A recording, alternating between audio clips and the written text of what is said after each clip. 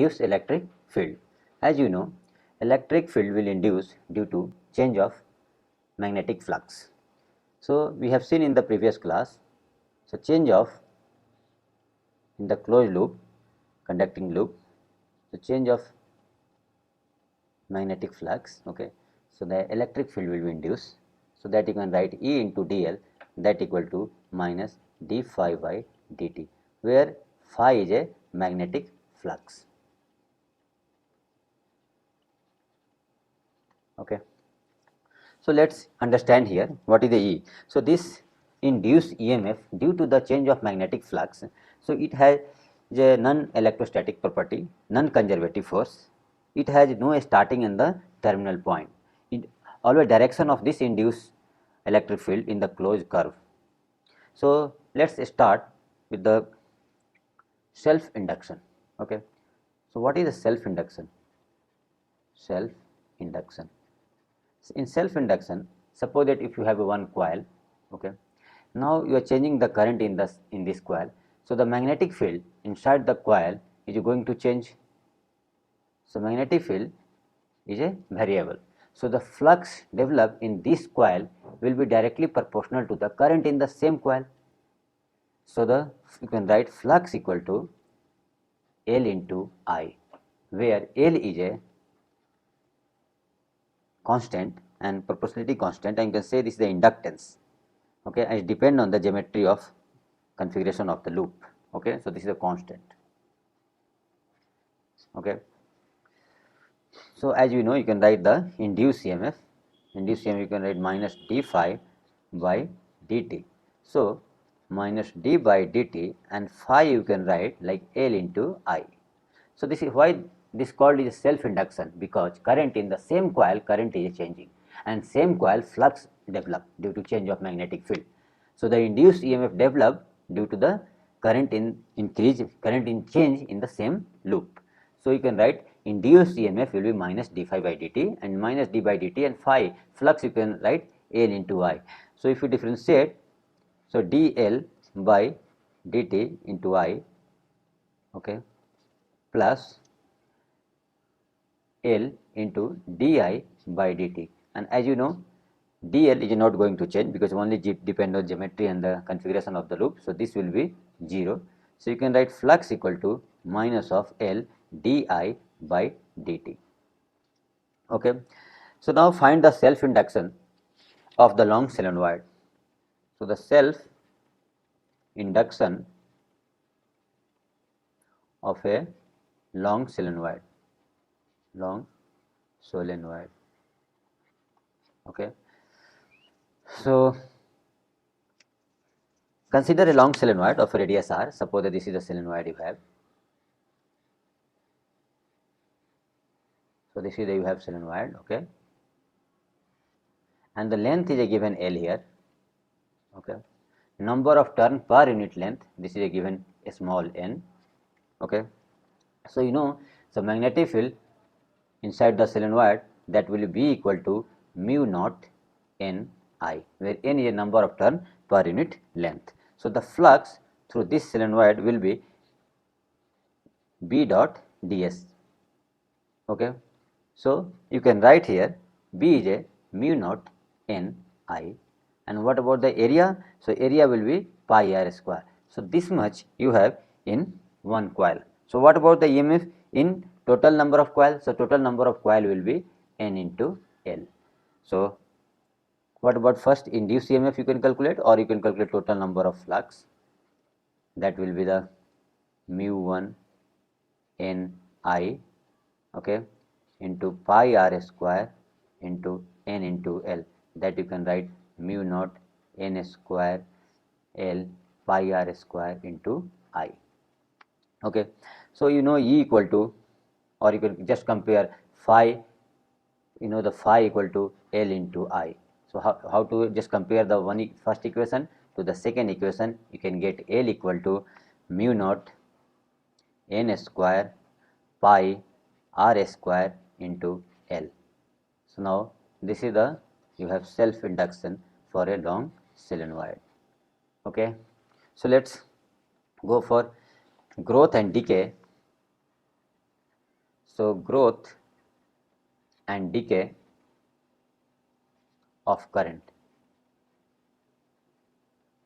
in the LR circuit, inductor resistance circuit. Okay, so take here,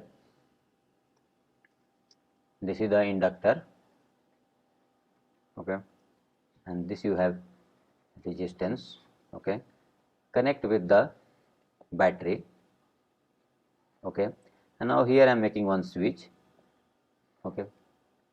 So when we switch on the circuit, okay, current will flow here. So current is going to change in this circuit is 0 to I, okay. So at t equal to greater than 0, just t equal to 0, after closing the loop, self induction through the inductor. So this is the L is given the inductor, here R is given resistor. So self induced EMF,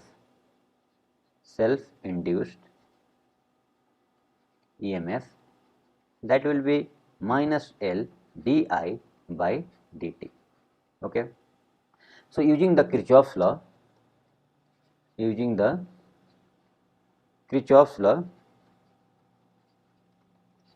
in closed loop,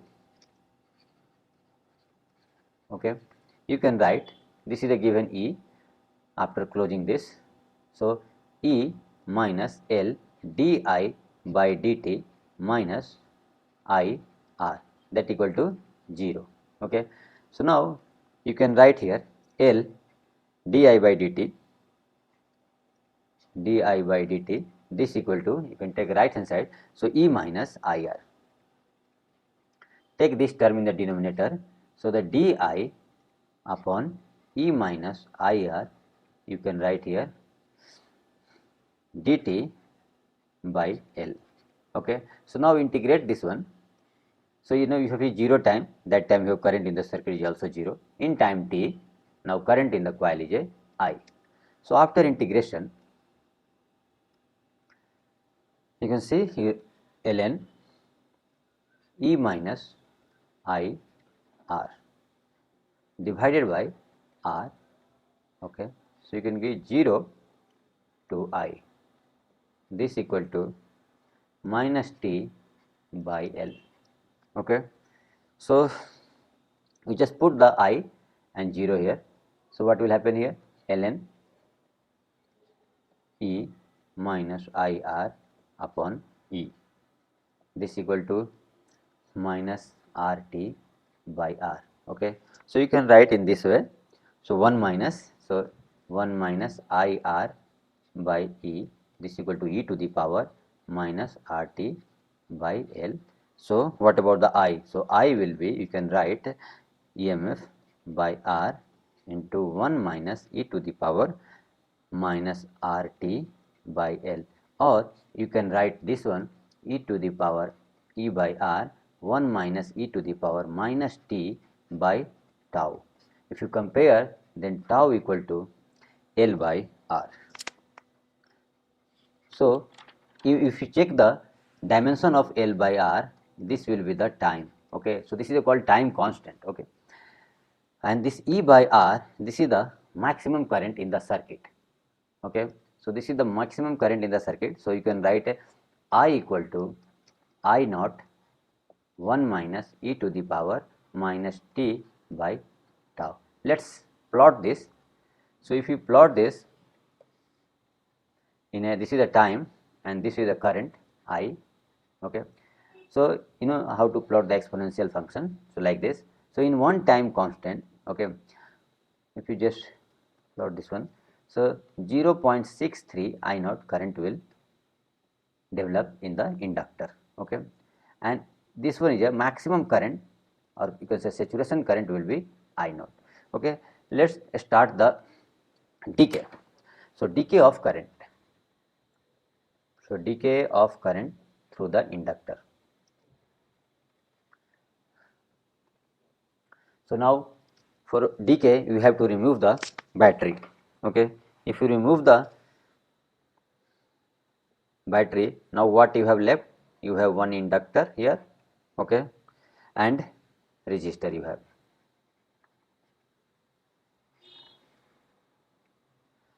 This is a given L and this is the R. Now inductor is a fully charged.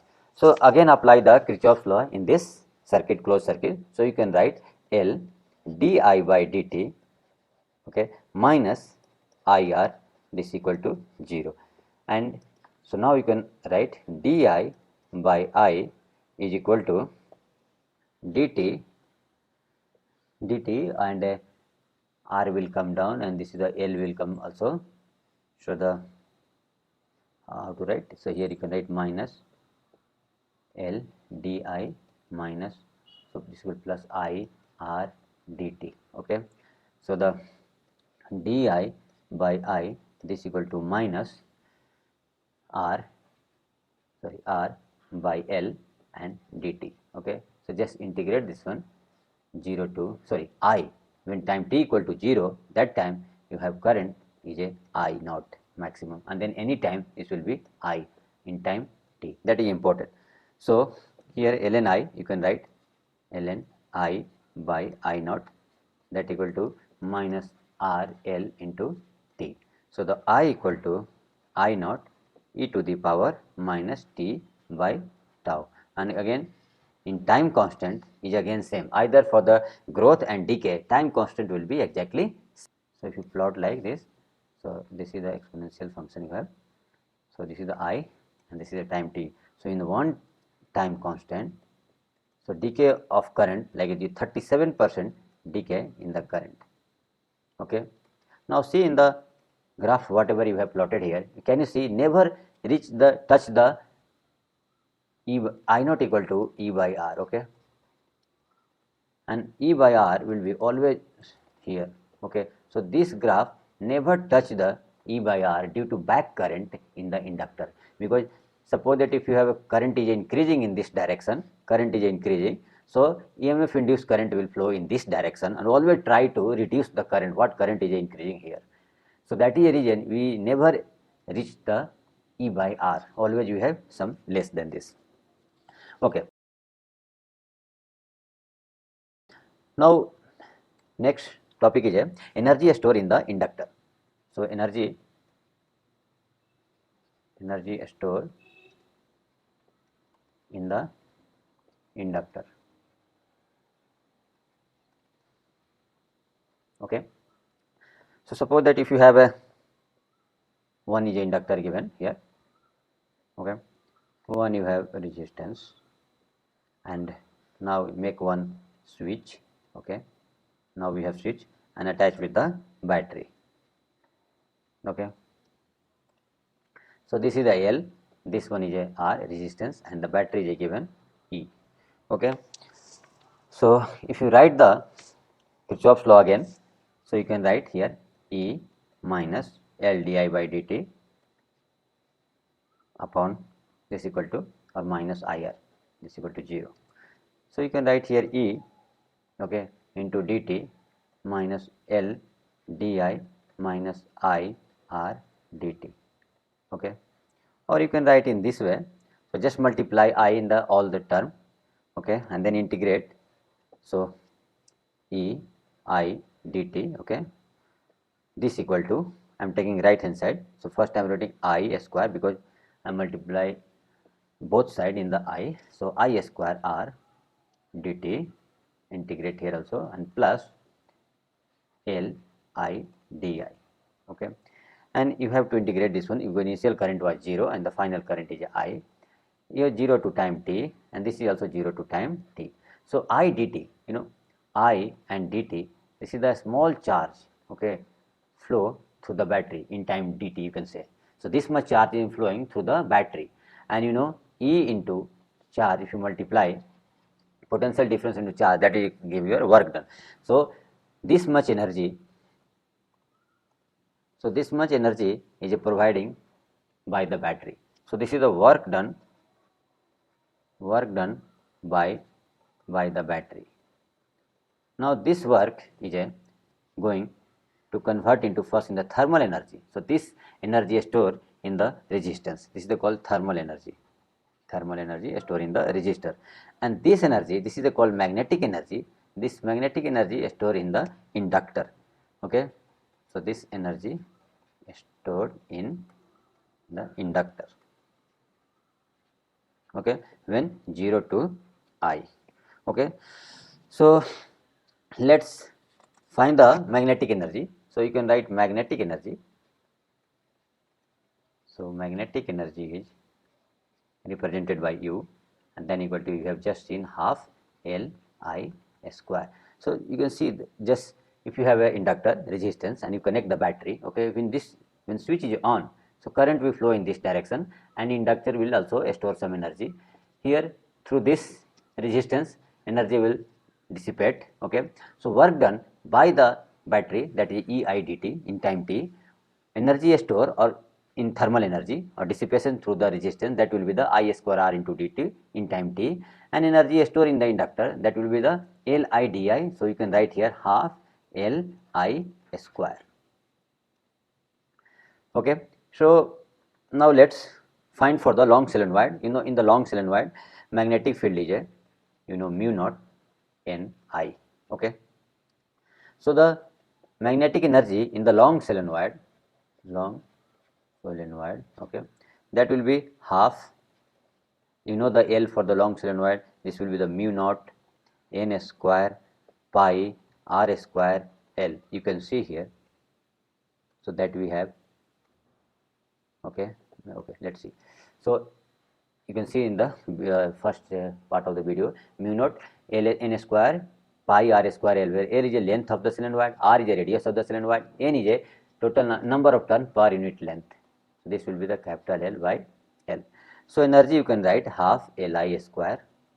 What is the L? You just put the value of L here. So this is the mu naught N square pi R square into L into current, that will be the I square. Okay, so here write U equal to half, you just multiply by mu naught, so mu naught N, okay, I to a square, and you can divide with the mu naught. Okay, and then what is left here, pi R square and L. Okay, so pi R square and L left. Here current is I square N square and mu naught square, so divided by here mu naught. What is this? This is the volume, because pi R square is a cross section area, multiply by L, this will give the volume. So volume will be pi R square L. So energy per unit volume, this will be half, and this is the magnetic field B. So this is the B square by mu naught. So energy per unit volume, you can say energy density. Okay, and denoted by U. Okay, so and this is called energy density.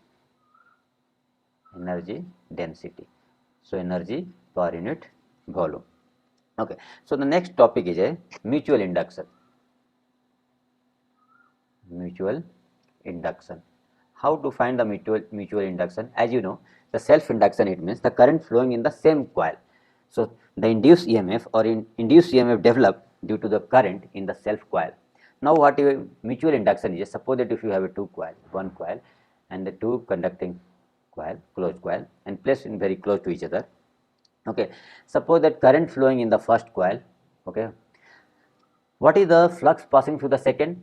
So the flux through the secondary coil, okay, flux through the secondary coil is directly proportional to the current in the primary coil. This is the primary coil, and this is I am taking the secondary coil. Okay, so the flux developed in the secondary, like a second coil, will directly proportional to the current in the first coil, like a primary coil. So the flux in secondary, that you can write constant here, M into IP, where M is called mutual induction, constant for the mutual induction.